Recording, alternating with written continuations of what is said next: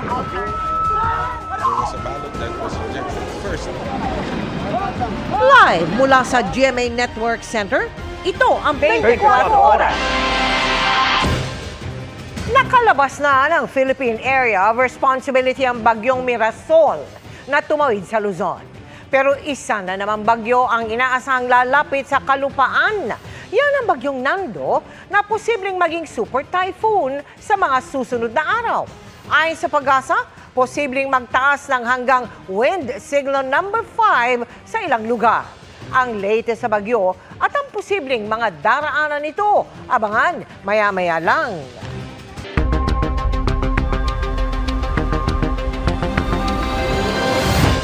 Magandang gabi po, Luzon, Visayas at Mindanao. Personal na humarap si Gretchen Barreto sa Justice Department para maghain ng kontra-salaysay kaugnay ng mga hinaharap na reklamo dahil sa pagkawala ng mga sabungero. Humarap din sa panel of prosecutor ang kapwa-akusadong si dating NCRPO Chief Jonel Estomo.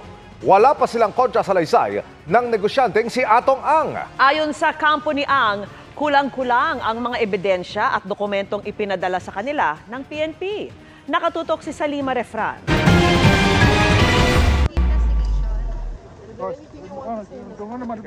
Humarap ang aktres na si Gretchen Barreto sa Department of Justice sa unang araw ng preliminary investigation sa mga reklamo kaugnay ng missing sabungeros.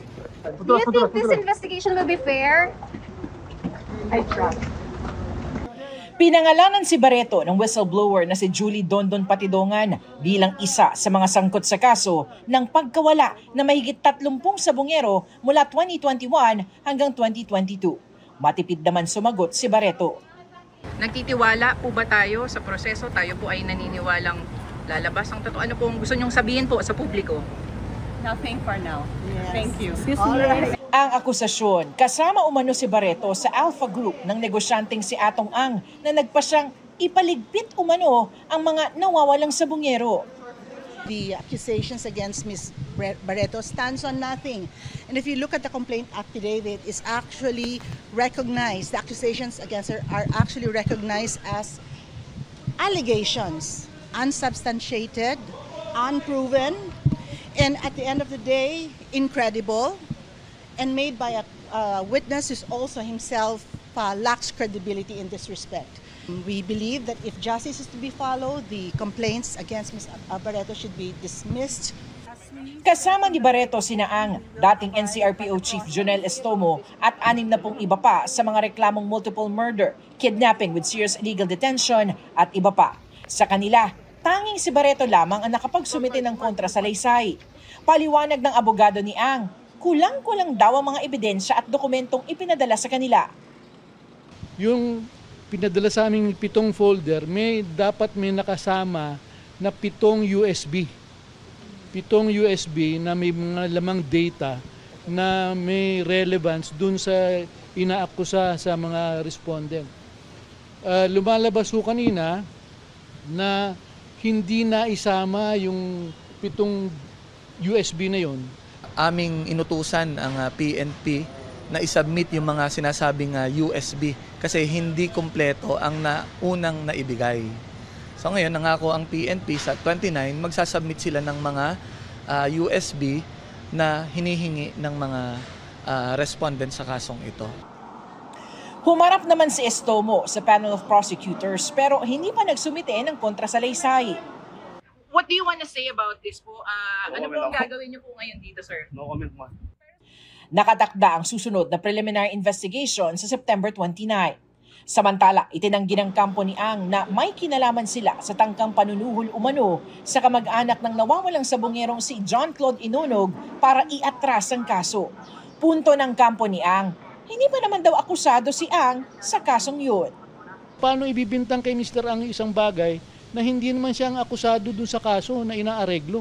Kung sino man ay may motibo na mag-areglo ng kasong yon, yun dapat ay yung mga akusado. Walang iba yung kung hindi si Julie Patidongan. That is very impossible na yung kliyente ko yung magbabribe ng kaso na yon. Dahil alam naman natin na hindi talaga siya yung mastermind doon. In fact, inabogaduhan siya sa kaso ngayon ng lawyers coming from Mr. Charlie Atong Ang. Ginawa na nga nila na gusto na nilang ubusin yung pera nila, di ba? Una doon sa... Para sa GMA Integrated News, Salima Refran, nakatutok 24 oras. Ramdam sa malaking bahagi ng Luzon ang bagyong Mirasol na nagpabaha sa mga bahay at mga sakahan. Nagpaulan din ng habagat at localized thunderstorms sa Visayas at Mindanao. Nakatutok si Dano Tingkungko. Mistulang malawak na dagat ang bahaging ito ng barangay Mauban at Rahal sa Balungaw, Pangasinan kahapon dahil sa malakas na ulang dala ng bagyong Mirasol. Pinasok ng tubig ang mga bahay at nalubog ang mga sakahan. Sa Barakbak National High School sa bayan ng Umingan, hanggang bewang ang baha. Ganyan din sa ilang bahagi ng Kasiguran, Aurora kung saan naglandfall ang bagyo kahapon na madaling araw. Ayon sa munisipyo, hindi bababa sa 100 bahay ang binaha. Paghupa ng tubig, tumambad ang mga nasirang palay at mais na dapat na sanang anihin. Sa Etiague, Isabela, binaha ang Anafunan Bridge dahil sa pag-apaw ng tubig mula sa ilog. May naitala ring pagguho sa bayan ng San Agustin. Sa Pagbilao, Quezon, nagmistulang lawa ang campus na ito. Binaha rin maging ang bahagi ng Maharlika Highway sa Barangay Palsabangon. Kahit tumawid sa Luzon ang bagyo, pinalakas nito ang habagat na nagpaulan sa ilang bahagi ng Visayas kahapon. Gaya sa Barangay Bugam sa Leon, Iloilo kung saan 4 na bahay ang nasira dahil sa pagguho ng lupa bunsod ng malakas na agos ng ilog. Ilang oras lang ang lumipas, bumigay naman ng footbridge sa lugar. Walang nasaktan o nasawi sa insidente pero inilikas sa mahigit 20 residente dahil sa insidente ayon sa Leon Local DRRMO. Nagpaulan din ng localized thunderstorms. Sa Lapu-Lapu City sa Cebu, nabagsakan ng puno ang 3 bahay nung Lunes. Ayon sa mga residente, natutulog sila na mangyari ang pagguho. Siguro ko nakabarog nga. Nahunlak na dayon siya. Padung diri sa kwarto. Ang mga bato ug ang mga lapok gikan sa babaw. Salamat na lang yung taon kung ako naigo. Ayon sa kapitan ng Barangay Pusok, walang humpay ang ulan doon at marahil dahil na rin sa mga wastewater mula sa mga bahay kaya bumigay ang lupa at puno. Agad namang sinuri ng mga tauhan ng LGU ang lugar. Kailangan gini siya i-clearing kay as to Kaprani, need siya reprapan ang area kay para at least dili magpadayon ang pagtagak sa kanang mga bato nga gikan sa katong kanang kuan ba katong sa ibabaw. Wala na gid, daw dagat na diri sa may Sanyag. Labis naman ang panghihinayang ng mga magsasaka sa Ampatuan, Maguindanao del Sur matapos bahain ang mga taniman ng palay at gulay. Nalubog sa kulay putik na baha mga daan kaya pahirapan ang pagdaan ng maliliit na sasakyan at ng mga residenteng napilitan ng lumusong. Sa bayan ng Ligawasan sa Special Geographic Area o SGA ng BARM, kita sa drone video ang lawak ng baha sa ilang barangay kahapon. Hindi nakaligtas sa tubig ang mga pananim, gayon din ang mga kalsada at paaralan. Para sa GMA Integrated News, Dano Tingkung ko nakatutok 24 oras. Handa ng lumikas ang mga nakatira sa mga baybayin at tabing ilog sa Cagayan. Kahit sa linggo pa, posibleng maramdaman ang epekto ng bagyong Nando ayon sa Pag-asa. Sa isang ilog, pinangangambahang tuluyang masira ang dike. At mula po sa bayan ng Gonzaga, nakatutok live si Nico Wahe. Nico. Vicky, patuloy ang paghahanda ng mga taga-munisipyo at mga taga rito sa Gonzaga, Cagayan sa paparating na bagyong Nando. Kasi sa anak ko po ito. Maaga kong inabutan si Abigail habang naghahanda ng mga bitbiting gamit sakaling lumikas mula sa tahanang nasa gilid ng ilog. Yung yung patuloy po yung buhos ng ulan po nito, before pa po nito mga wala pa yung Mirasol po muulan na po kasi naghanda-handa na po kami. Ikalawang bahay na nila ito mula nang wasakin ng dati nilang bahay ng katabing Bawa River sa kasagsagan ng bagyong Ophel noong 2024. Lumikas po kami sa evacuation center. Wala po kaming kadala-dalang mga gamit kasi yun nga po, hindi namin expect na matatangay po yung bahay namin. Dating may dike sa bahaging ito ng ilog dito sa may Barangay Bawa sa Gonzaga, Cagayan. Pero nang dahil sa bagyong Ophel noong nakaraang taon at bagyong Krising nitong Hulyo, tuluyang nasira ang dike. At kagabi lang, mas nadagdagan yung takot ng mga residente dahil itong bahagi naman na ito ay tuluyang gumuho. Nakaimpake na rin ang ibang residente ng lugar. Lumikas na kayo, bit-bit na lang po. Mas takot ngayon ang mga nakatira sa gilid ng ilog dahil tuluyan ng gumuho ang diking proteksyon sana sa baha. 2019 nang magawa itong flood control project dito sa kahabaan ng Bawa River dito sa Gonzaga, Cagayan.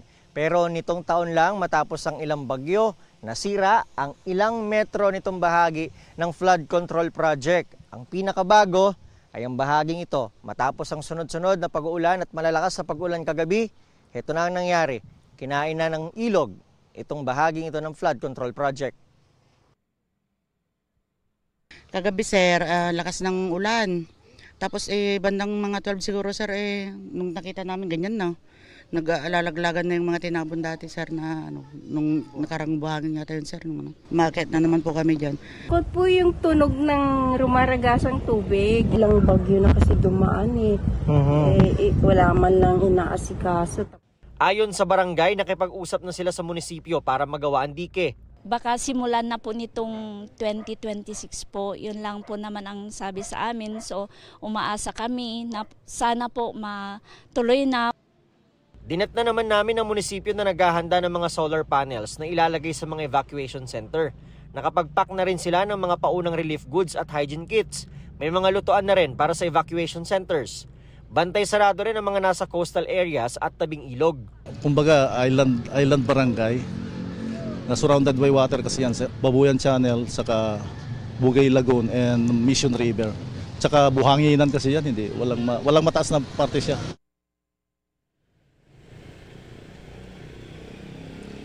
Vicky, as of 6 p.m. ayon sa PDRRMO ng Cagayan ay nasa 7.8 meters na ang level ng tubig dito sa Cagayan River. Mula yan sa 3.8 meters na inireport natin kanina pang umaga. Hindi nag-uulan sa buong maghapon dito sa Cagayan, pero ito sinasabi natin na yung tubig mula sa upstreams o yung Karatig probinsya ay dumiretso niya dito sa Cagayan River. At na ngayon may naitala na rin pagbaha sa ilang bahagi ng Tuguegarao City. Hindi na madaanan ang ilang kalsada gaya ng Kapatan Overflowing Bridge at saka ng Teresa Boulevard. Sa Enrique, Cagayan naman may mga sakahan na rin nabaha.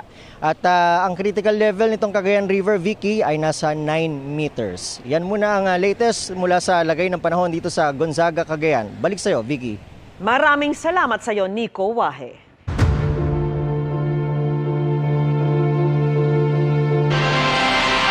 Kinompronta ni Senador Jinggoy Estrada si dating DPWH Engineer Bryce Hernandez tungkol sa aligasyon nitong tumanggap ng kickback mula sa flood control projects ang senador.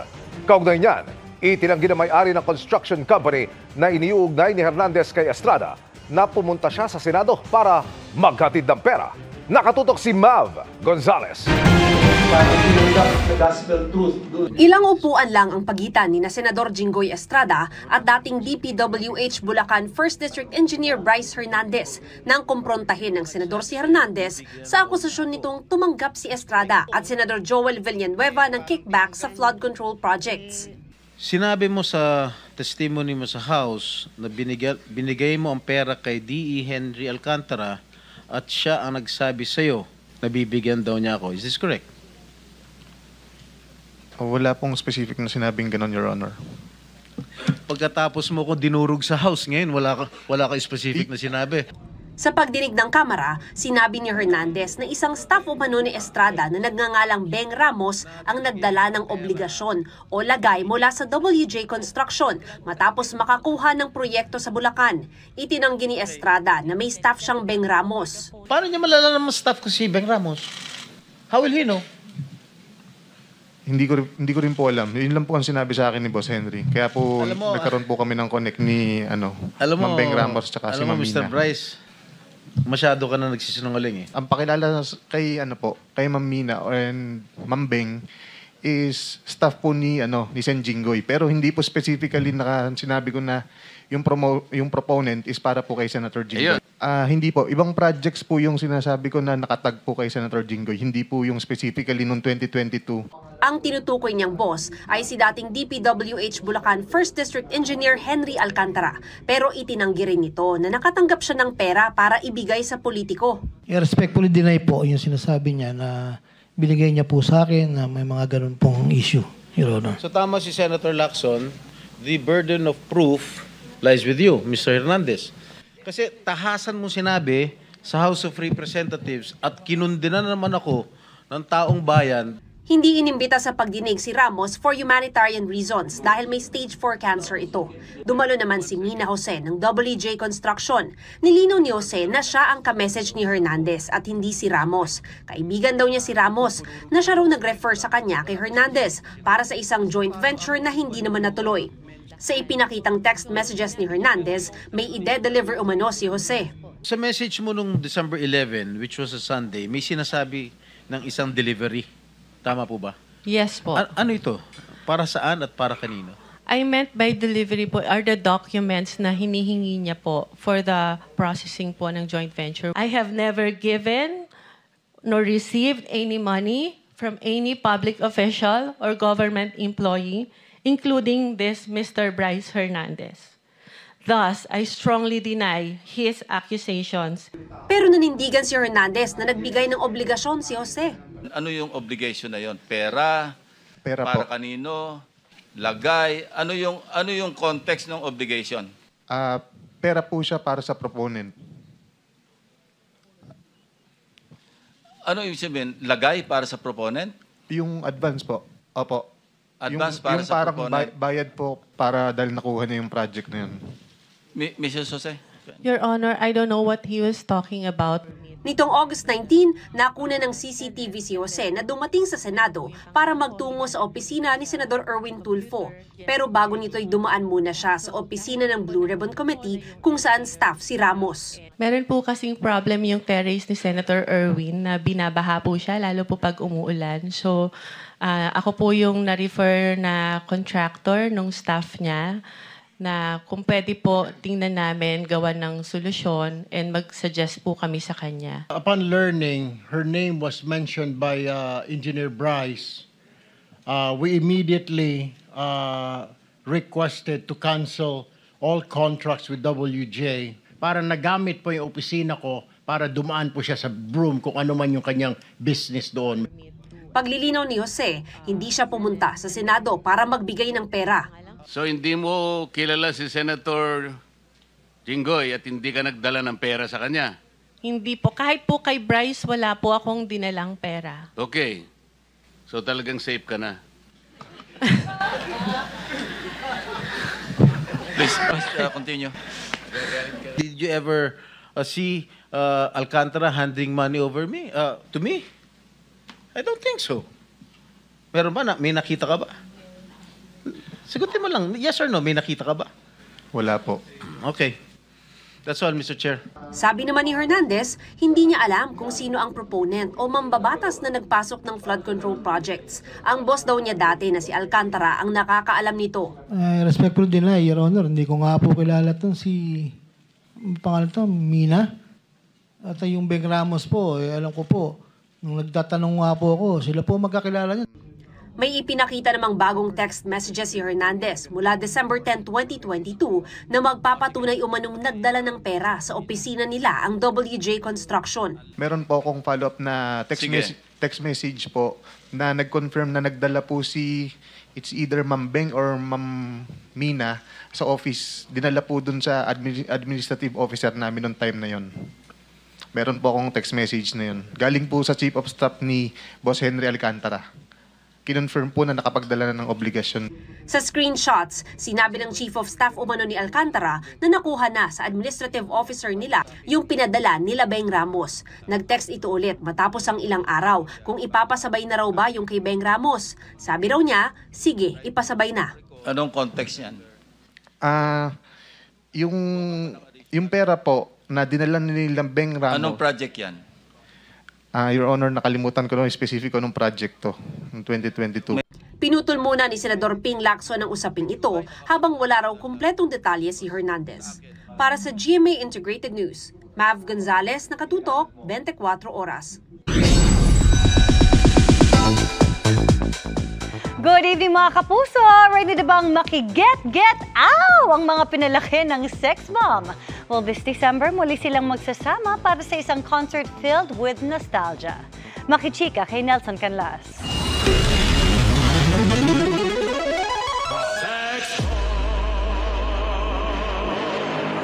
para sa mga pinalaki ng sex bomb.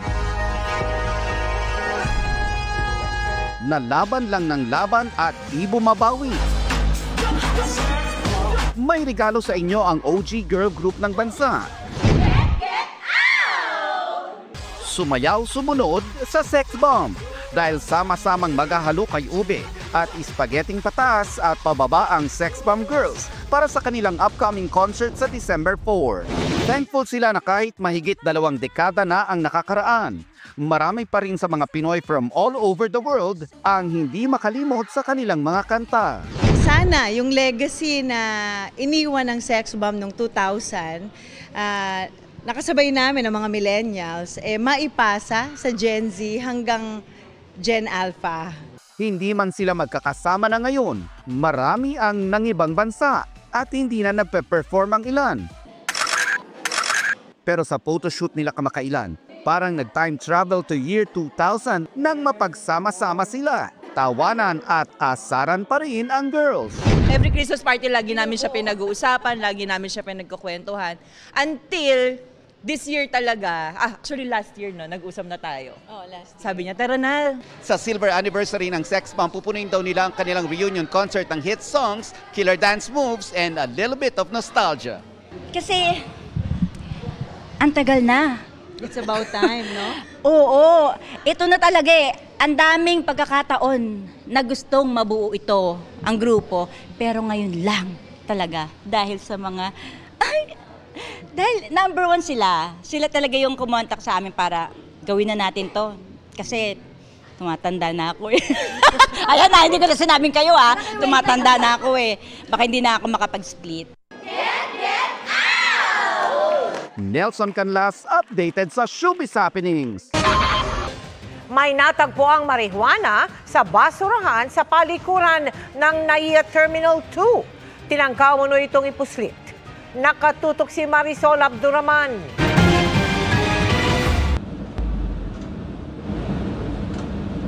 Pagkaamoy ng asong ito sa laman ng basurahan, agad itong umupo. Indikasyon na may kontrabando sa basurahan sa banyo ng mga lalaki sa loob ng domestic departure area ng NAIA Terminal 2. Upon discovery ng janitor, ma'am, nag-report siya sa security guard, ma'am. Tapos yung security guard nag-report naman po sa ating mga kapulisan, ma'am. Ayon sa PNP Aviation Security Group na rumisponde sa lugar, nakatiwangwang lang daw sa basurahan ang marijuana na mahigit 50 gramo. Tinapon lang siya na nakascattered po sa trash bin po, ma'am. Kaya clear na clear po na may dahon po dun sa may trash bin. Posible raw na sinubukan na may bitbit nito na ipuslit ang droga. Nagsagawa na raw ng backtracking ng mga CCTV video ang PNP AFC Group pero hirap silang matukoy kung sino sa mga pasahero ang nagtapon ng nasabing droga. Marami pong mga pumapasok na pasahero po that time po, ma'am. Para sa GMA Integrated News, Marisol Abduraman, nakatutok 24 oras. Si Pangulong Bongbong Marcos naman ang tila sinisingil ni Vice President Sara Duterte dahil hindi anya nito dapat hinahayaang umalis ng bansa o magbitiw sa pwesto ang mga mambabatas para makaiwas sa pagkakasangkot sa mga anomalya. Moro-moro rin ang turing ng bise sa pagpapalit ng House Speaker ng Kamara. Nakatutok si Argil Relator ng GMA Regional TV.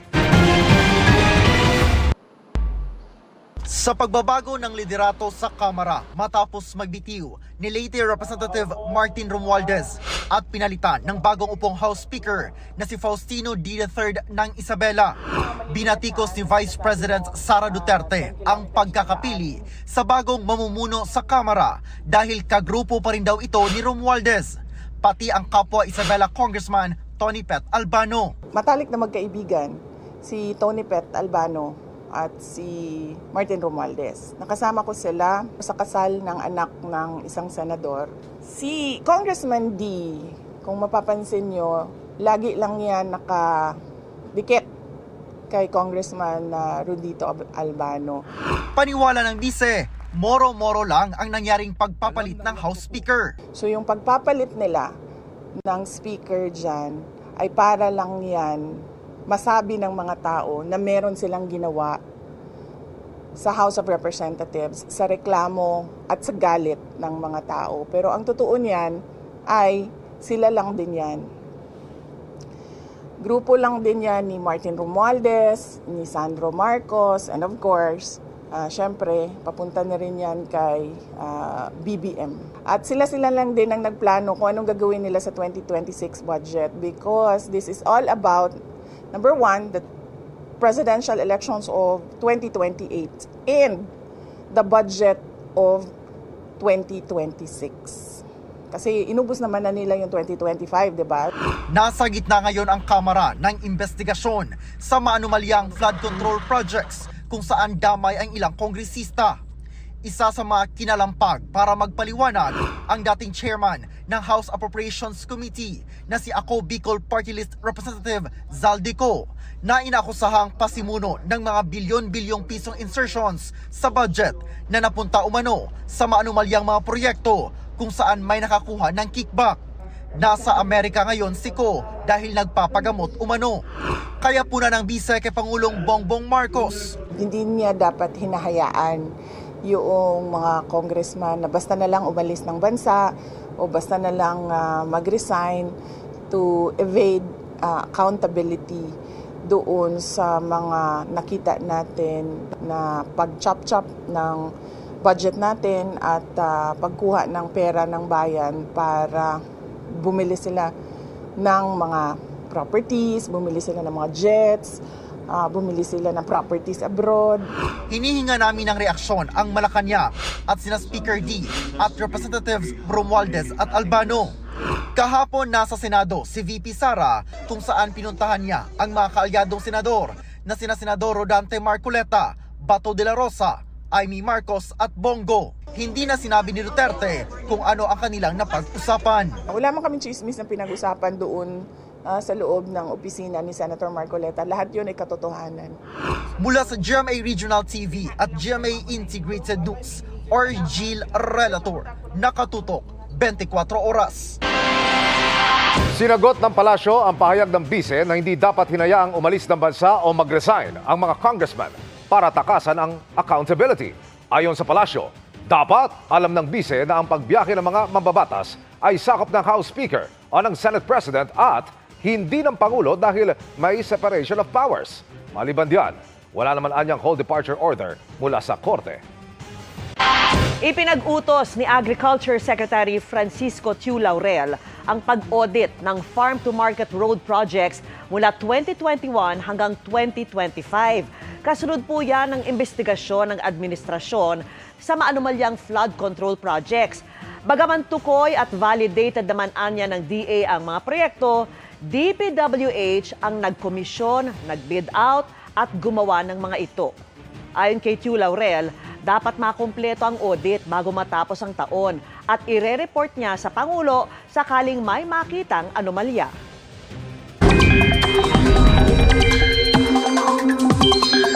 Mga kapuso, update na tayo sa bagyong Nando na posibleng maging super typhoon. Ihatid dyan ni Amor La Rosa ng GMA Integrated News Weather Center. Amor!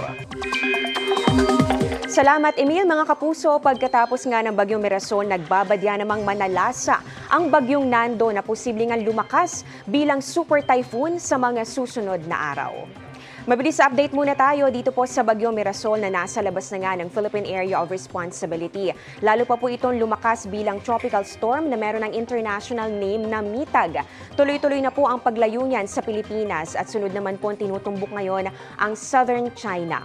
Doon naman sa bagyong Nando, huli pong namataan ng sentro, 1,260 kilometers sa silangan po ng Central Luzon. Taglay ito ang lakas ng hangin nga abot sa 55 kilometers per hour at yung pagbugso naman nasa 70 kilometers per hour. Kumikilos po ito pahilagang kanluran sa bilis na 15 kilometers per hour.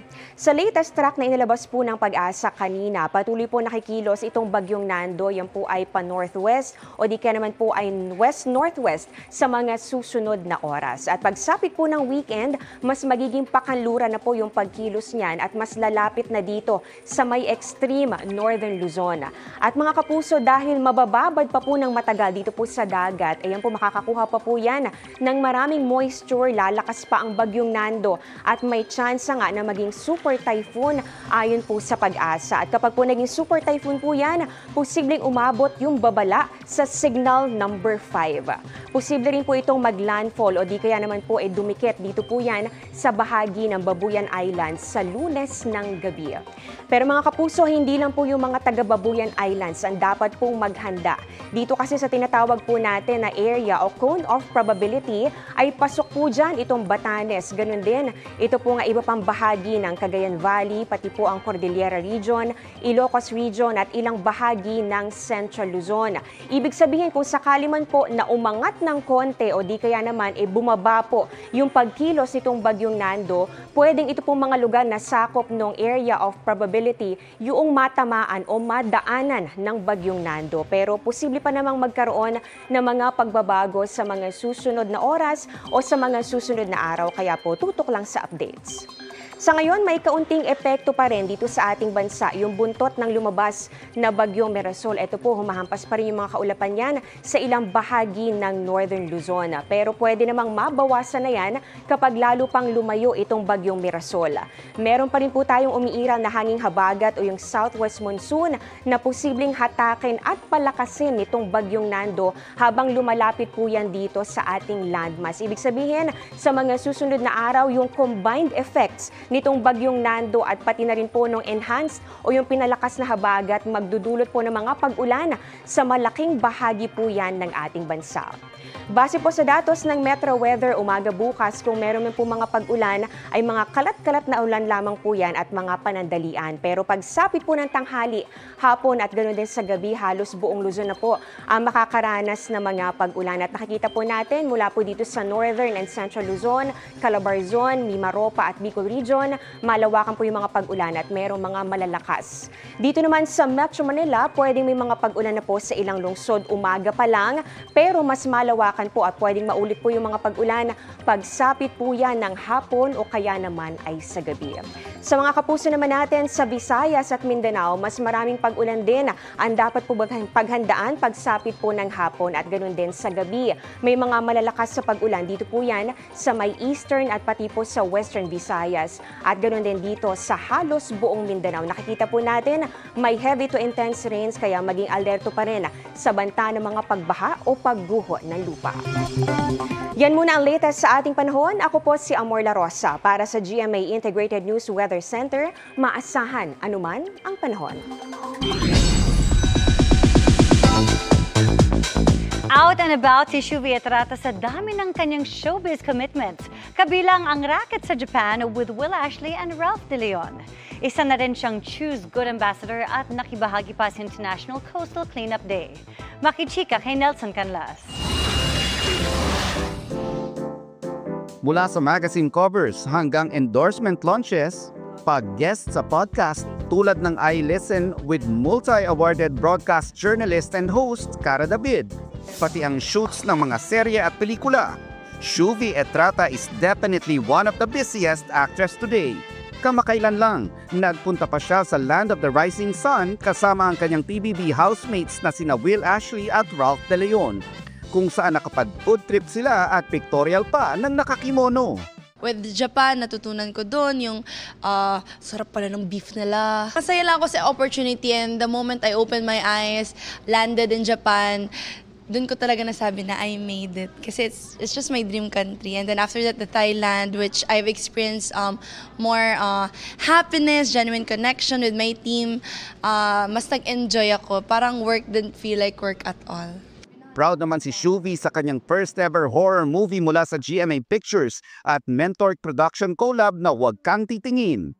Horror is something na alam kong challenging for me. So, however, I took the chance and I faced the challenge myself. So, I'm just excited for the people to see the outcome, the result of the movie.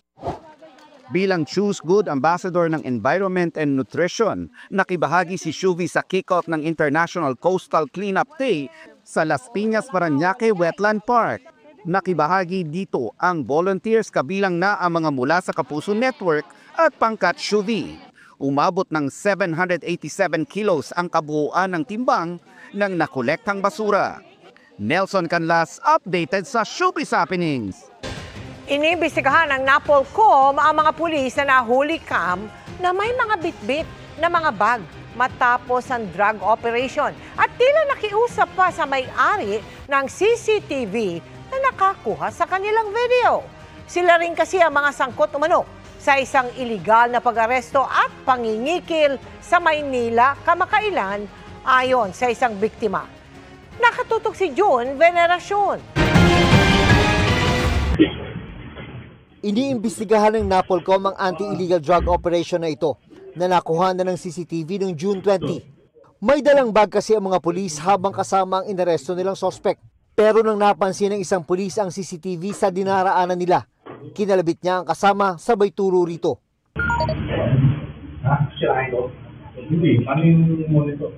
Pagkatapos, kinatok ang may-ari ng CCTV camera.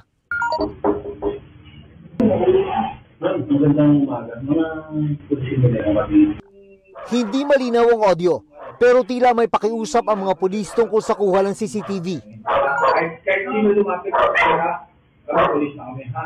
Kahit sino lumapit ha. Maski mga siya ang kagawad kung nakalalahanin ha. Kasi baka hindi makakagulo sa course of investigation namin ha.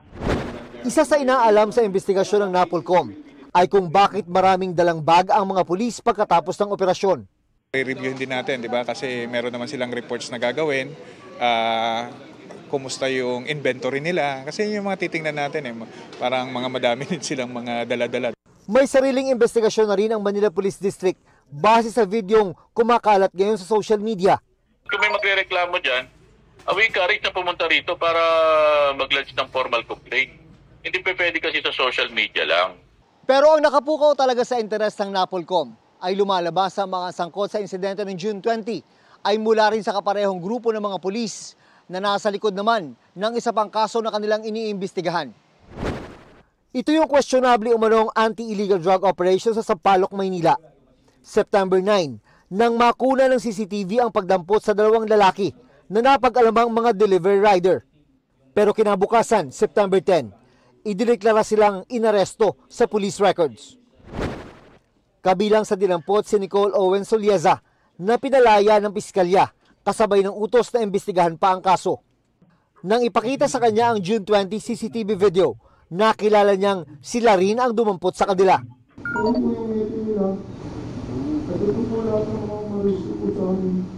Kung totoo, nakababahala ito, sabi ng NAPOLCOM. Assuming na may pattern nga, dapat na maintunan na yung pattern na ito at matigil na. Walang puwang at all ang magantong aktwasyon ng ilang abusadong pulis sa ating institusyon. Nakakasira ng imahe ito ng PNP. Nagsampa na siya ng reklamo sa 11 pulis sa NAPOLCOM, kaugnay ng pagdampot sa kanya na inakusahan niya ng illegal arrest, extortion, pananakit at pagtatanim ng ebidensya. Nauna na nagsampa ng reklamo ang isa pang lalaking kasabay niyang nadampot pero nakatakas. Pinasok po ako sa isang kwarto, tapos doon na po ako sinimulan ulit saktan. Paano po ako gulpin? Pinantahan po nila ang buhay ko, pati yung pamilya ko. Nirelieve na ang lahat ng miyembro ng Drug Enforcement Unit ng Manila Police District.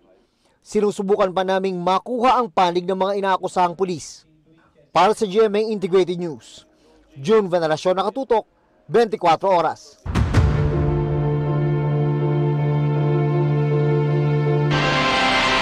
May duda umano ang mga miyembro ng Independent Commission for Infrastructure sa ilang proyekto kontra baha na magkakasama nilang ininspeksyon kanina sa Quezon City.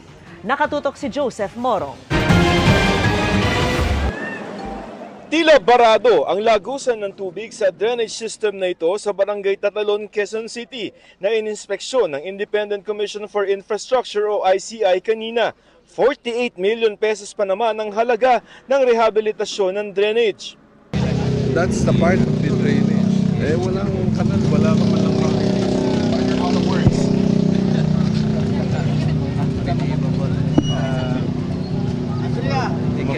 Questionable rin ang nakita nilang proyektong ito sa Barangay Rojas sa Quezon City na solusyon sana sa pagbaha sa lugar. Itong bahaging ito ng San Juan River dito sa may Quezon City, sa may Barangay Rojas, umaapaw kapag umuulan, bumabagyo at aakalain nyo ba na meron ditong 141 million pesos na halaga ng flood control projects. Pero ang ipinagtataka ng DPWH ng Quezon City ay 92 phases, ibig sabihin 92 na bahagi yung proyekto na yun. Chap yan. Obviously, Chairman, para hindi umabot sa limit ng district engineer. Below 150 lahat. We'll take note. Bago ang mga nabanggit ay ang pangharang ng tubig baha sa Project 6 Quezon City muna ang unang sinilip ng Independent Commission for Infrastructure o ICI Chairperson na si retired Supreme Court Justice Andres Reyes at ang mga miyembro ng komisyon na sina dating DPWH Secretary Rogelio Babe Singson at SJV Country Managing Partner Rosana Fajardo. Kasama rin nilang Special Advisor ng komisyon na si Baguio City Mayor Benjamin Magalong at si Quezon City Mayor Joy Belmonte na nagbigay ng record ng 300 proyekto sa syudad. This is the Vizcaya. Yan ang Vizcaya project, St. Timothy. Tiningnan din nila ang isang pumping station na 300 milyong piso ang halaga na tila nakakaabala umano sa lokasyon. It does not seem to be the proper intervention for this area, considering that this is a flood-prone area, and what you've actually done is created a dam and further blocked the waterway. So actually, kapag malakas ang ulan, malakas ang baha, mas lalong babaha sa lugar na ito. Tikom naman ang bibig ng hepe ng komisyon sa kung ano ang magiging forma ng kanilang investigasyon. Pero sinabi ng DPWH na ihahayag ito sa mga susunod na araw. Justice, when we begin investigating culpability, hanggang saan tayo? Nasa likod pa, boss. Hanggang saan, sir, tayo yung scope? Sabi nga ho ni Justice Reyes kanina, no, we have to see it for ourselves, no, as a ground, no. Ito ang kauna-unahang beses na nagsama-sama sa inspeksyon ang mga miyembro ng ICI. Ayon sa isang miyembro ng ICI ay posible nilang gawing regular ang inspeksyon na ganito. Sige. Lahat. This is about 131 flood control project. And probably kikita namin kung ilan ang nagkakaroon ng problema. Sa Quezon City. Para sa GMA Integrated News, Joseph Morong, nakatutok 24 oras. Hinamo naman ng isang kongresista ang bago nilang speaker na pauwi na sa Pilipinas, si Ako Bicol Party List Representative Zaldico. Yan ay para parapin siya sa mga alegasyong nagsingit ng budget para sa mga proyekto. Kung di ay itigil na niya ang investigasyon ng Kamara. Nakatutok si Tina Pangaliban Perez.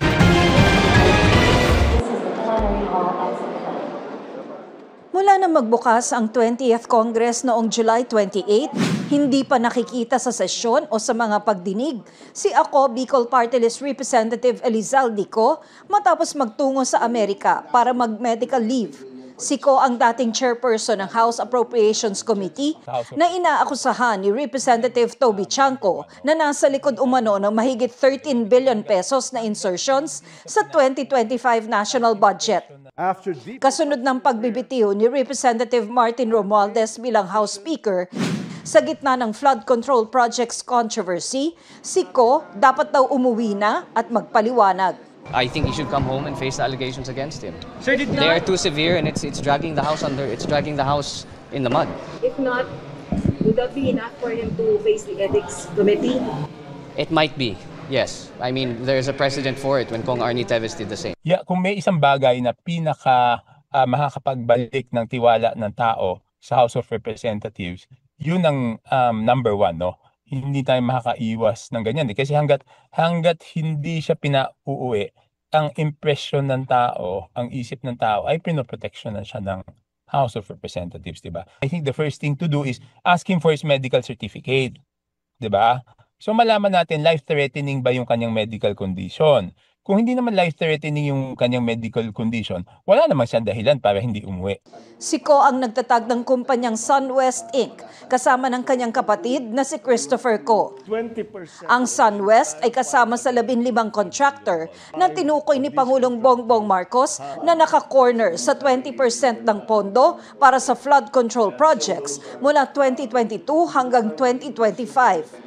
Nauna nang sinabi ni Ko na nag-divest na siya ng interes sa SunWest nang maging mambabata siya noong 2019. Taong 2022 nang pamunuan niya ang makapangyarihang House Appropriations Committee, ang komite ng Kamara na pangunahing bumabalangkas sa budget. Pero nang uminit ang kontrobersiya kaugnay ng budget insertions, pagsapit ng Enero ng 2025, biglang nagmosyon si nooy House Senior Deputy Majority Leader Sandro Marcos para ideklarang bakante ang chairmanship ng Committee on Appropriations. Ang sabi noon ni Ko, binitawan niya ang komite dahil sa mga problema sa kalusugan.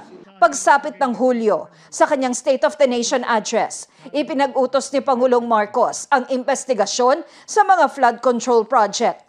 At pagsapit ng Agosto, isinama ng Pangulo ang kumpanya ng pamilya Ko sa mga kontratistang may pinakamalaki at pinakamaraming flood control projects.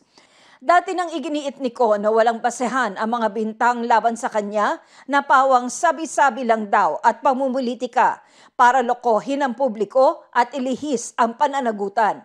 Sinisika pa naming kunan ng panibagong pahayag si Ko at ang Ako Bicol Party List, pero wala pa raw pahayag ang kongresista sa ngayon. Sabi ni Chanco, kung hindi rin lang nito mapapauwi si Ko, dapat nang ihinto ng House Infrastructure Committee ang kanilang investigasyon. If you cannot summon him, then ano ibig sabihin nun? Lahat pwede imbestigahan, pero hindi pwedeng imbestigahan ng isang congressman. So sa mata ng tao, ang hirap intindihin nun. So lalong makakasama yun sa imahe ng House. Ayon kay House Infrastructure Committee Co-Chair Terry Ridon, walang utos sa kanilang ihinto ang pagdinig. Pero bukas naman daw sila rito kapag nagsimula na ang investigasyon ng Independent Commission on Infrastructure. Sinubukan din namin kunan ng pahayag si bagong House Speaker Faustino D. III, pero humingi siya ng panahon para sa kanyang tugon. Para sa GMA Integrated News, Tina Panganiban Perez, nakatutok, 24 oras.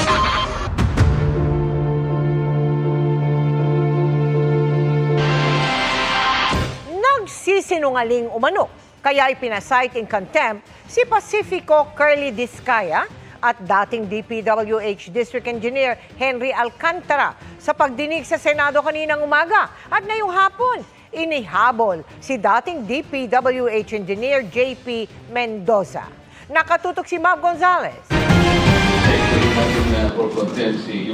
Umpisa pa lang ng pagdinig ng Senate Blue Ribbon Committee, nag-isa na agad si Pacifico Curly Discaya nang tanungin kung bakit absent sa pagdinig ang misis niyang si Sara. May ano po siya, yung may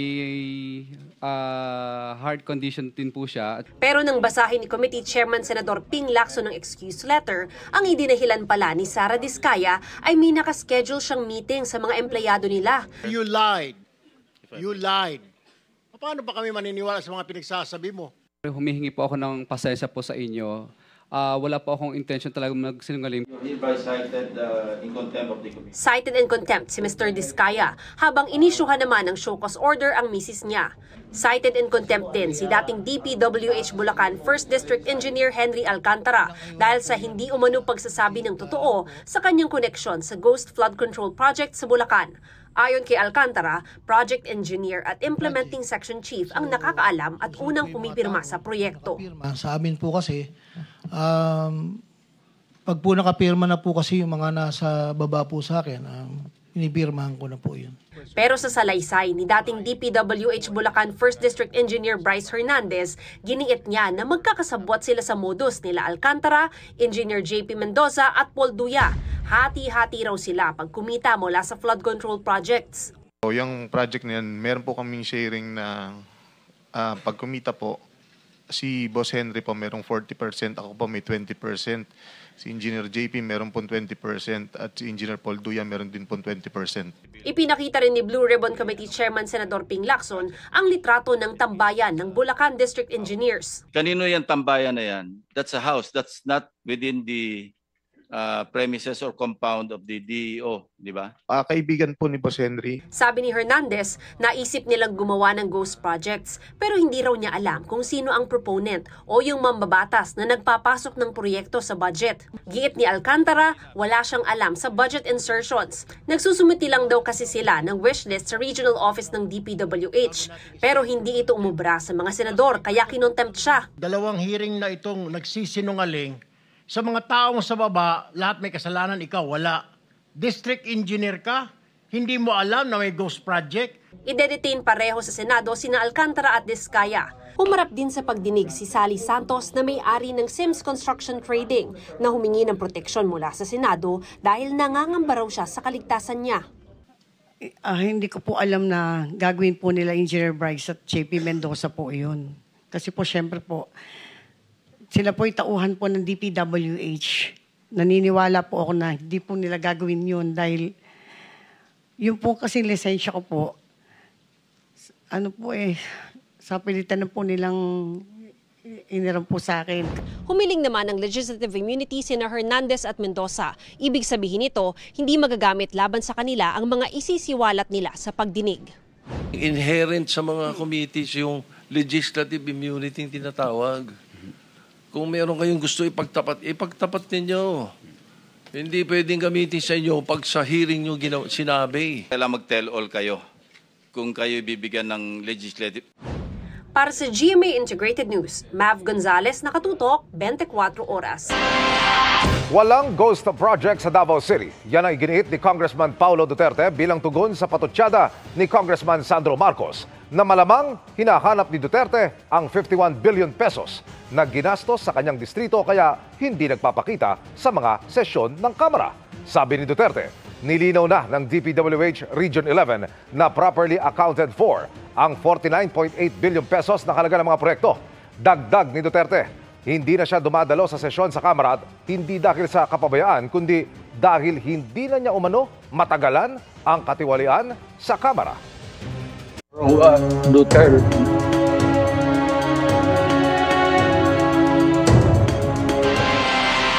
Muling humiling ng interim release o pansamantalang laya ang kampo ni dating Pangulong Rodrigo Duterte sa ICC, lalo't wala pa anilang katiyakan kung kailan mangyayari ang iniurong na confirmation of charges hearing. Ang hakbang na yan, kinontra ng abogado ng mga biktima ng extrajudicial killings. Nakatutok si Mariz Umali. Matapos sabihing hindi fit to stand trial o wala sa tamang kalagayan para sumailalim sa paglilitis, si dating Pangulong Rodrigo Duterte muling hiniri ng kanyang mga abogado sa International Criminal Court ang interim release o pansamantalang paglaya nito. Kasunod ito ng hiling nila para sa indefinite adjournment ng lahat ng legal proceedings laban kay Duterte.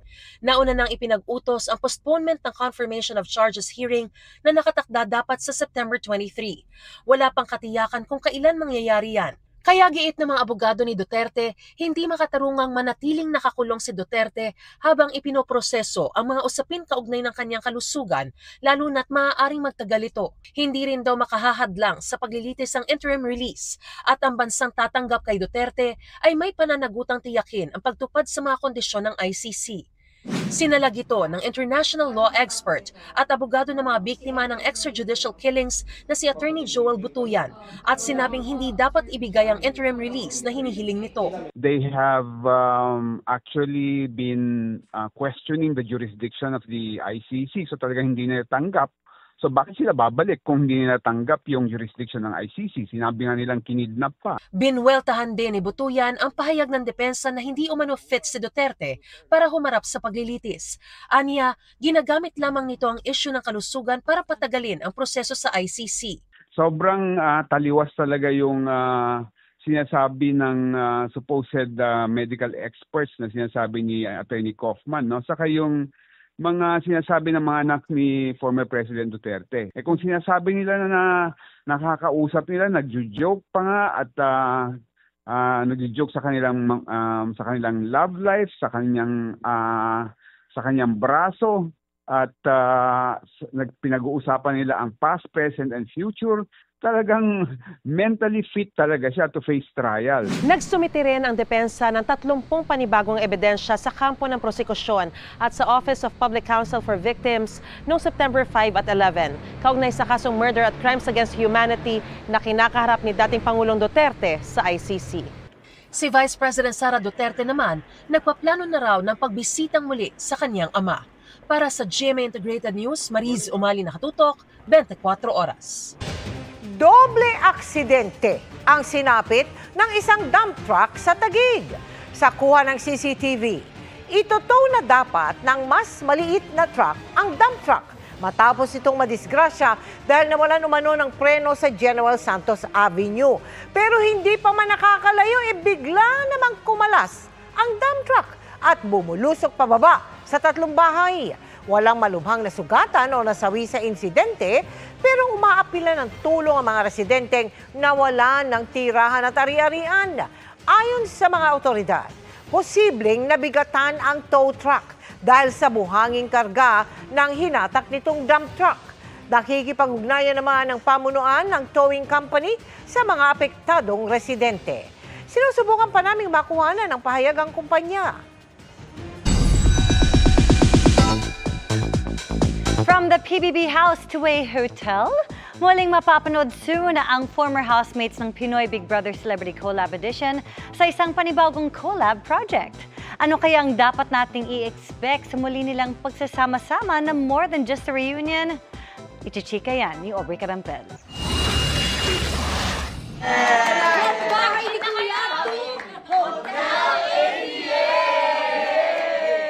The secret is out. Muling magsasama ang Pinoy Big Brother Celebrity Collab Edition housemates sa isa na namang big collaboration ng GMA Network at ABS-CBN Studios, ang The Secrets of Hotel 88. Tapok dyan sina PBB big winners Mika Salamanca at Brent Manalo, Will Ashley, Ralph De Leon, Esnir, AZ Martinez, River Joseph, Dustin Yu, Bianca De Vera, Josh Ford, Kira Ballinger, at Cyril Manabat. Dream come true raw ito para sa former housemates. Lagi namin napag-uusapan na sana magkaroon kami ng teleserye na magkakasama together paglabas ng bahay ni Kuya. Now na nangyari na siya, nilook forward ko na talaga na mag-taping kami. Super blessed po and grateful na kami po yung magtatrabaho po kami once again. Na-extend po kami, kumbaga reunion yung nangyari. At para paghandaan ang bagong proyekto, sumailalim din sila sa workshop. Sobrang grateful kami na nabigyan kami ng chance na mag-workshop and matuto, i-unlock yung mga skills and mag-explore pa ng mga bagong techniques. Parang nakikita na po namin yung magiging dynamics namin kahit na parang teaser pa lang po siya sa magiging work namin sa lock-in. Para rin itong warm-up for when we shoot the show. Perfect casting nga raw kung ituring ni Mika ang project, lalo't komportable na sila sa isa't isa. Yung na-build po namin sa loob ng bahay ni Kuya, pwede po namin siyang i-showcase dito sa bagong palabas na po na to. Taos-pusong pag-ensayo para dito kasi yun nga daming kailangan maramdaman na emosyon, yun nga family drama, mystery, love, friendship, and a lot more. Excited na rin ang lahat na magtrabaho this time, hindi para ipakita ang kanilang totoong sarili, kundi ang kanilang galing sa pag-arte. It's gonna be thrilling, lot of love stories, and all about friendship also. So, a lot of elements yung mangyayari sa show na to. Working with GMA is always such a pleasure. So, to be able to be part of such a collaboration, it's isa siyang malaking privilege bilang isang artista. This October na magsisimula ang taping para sa collab project. Once we get the full script na po talaga, that's when we can really dissect the character and the story po. I think it'll be fun. Yes, it's work, pero we'll still try to enjoy para maganda yung mapakita on screen. Sa lahat na naghihintay para sa project namin na to, ito na yun. It's coming soon. We are going to prepare so hard for this. Abangan nyo yan. This is gonna be a good one. Sa mga nagtatanong kung may chance bang mapanood din ng iba pang housemates sa serye, what if yun ang mystery, di ba? Yan daw ang dapat abangan. Aubrey Carampel, updated sa showbiz happenings. Kaugnay pa rin sa Senate hearing tungkol sa flood control projects, ipinaturo ni Senador Joel Villanueva kung saan sa national budget nakalagay ang proyektong idinidikit sa kanya ng isang engineer. Wala roon pero nasa unprogrammed na pahagi pala ito ng national budget. Ipinakita rin ni Villanueva kung gaano kadali umanong mameke ng mga mensahe sa cellphone para pabulaanan ng umano'y mensahe niya na nagre-request ng dagdag pondo. Nakatutok si Sandra Aguinaldo. Sa pagdinig kanina ng Senate Blue Ribbon Committee, kinompronta ni Senador Joel Villanueva ang mga dating DPWH engineer na sina JP Mendoza at Bryce Hernandez na nagdawit sa kanya sa maanumalya umanong flood control project. Sabi ni Villanueva, wala siyang kinalaman dito. Binalikan ni Villanueva ang umano'y screenshot ng disappearing messages na ipinakita ni Mendoza sa pagdinig noon ng Kamara na umano'y usapan ng senador at dating DPWH Bulacan 1st District Engineer Henry Alcantara noong October 2023. That time po, ang sabi po ni Boss Henry, nagre-request daw po si Senator Joel ng pondo po. Nang almost parang ang pagkakabanggit ni Boss Henry is 1.5 billion. So balit dun sa parang pumasok sa conversation po na napicturan, isang kayang ialat lang po sa kanya ni Secretary Bonoan is 600 million. Totoo naman po. I'm sorry, Mr. Chairman. There's nothing there. Kahit na picture lang yung pinicture mo, there's nothing there that states that, is this a new allegation that you're talking about? Was there a time na I asked or I nominated a flood control program sa inyo? Wala po, Your Honor. Ever since po.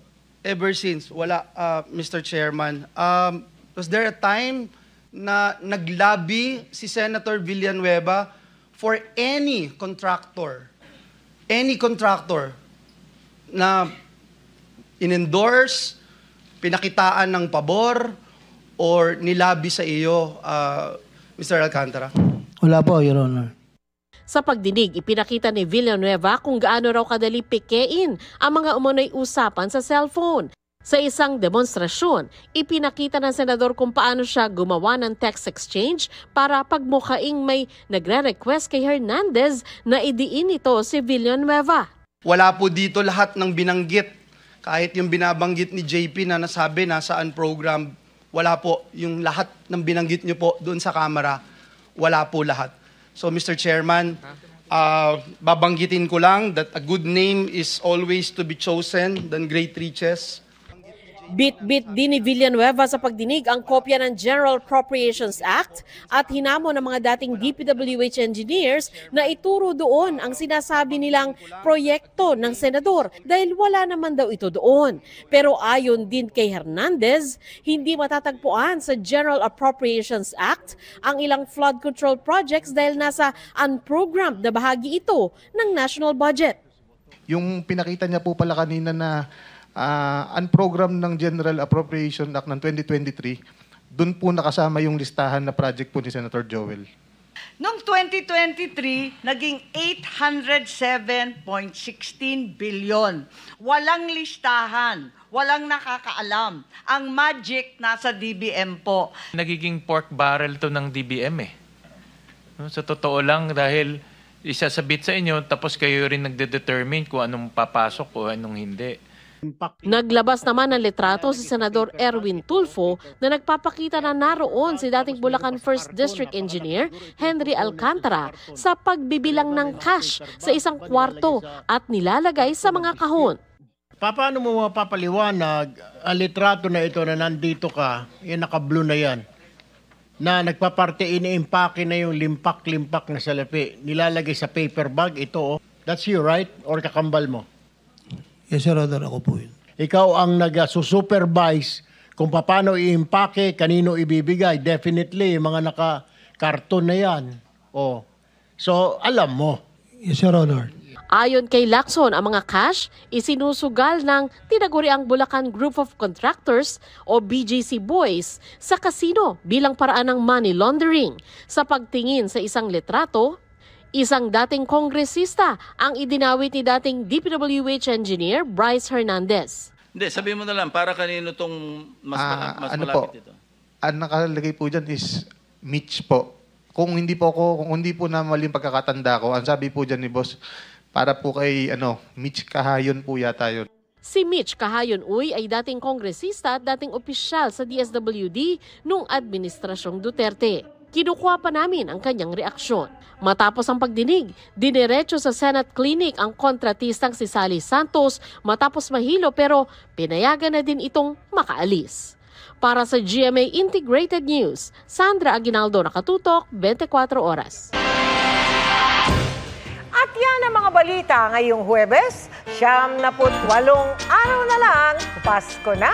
Ako po si Mel Tiangco. Ako naman po si Vicky Morales para sa mas malaking misyon. Para sa mas malawak na paglilingkod sa bayan, ako po si Emil Sumangyo. Mula sa GMA Integrated News, ang News Authority ng Pilipino. Nakatuto kami 24 oras.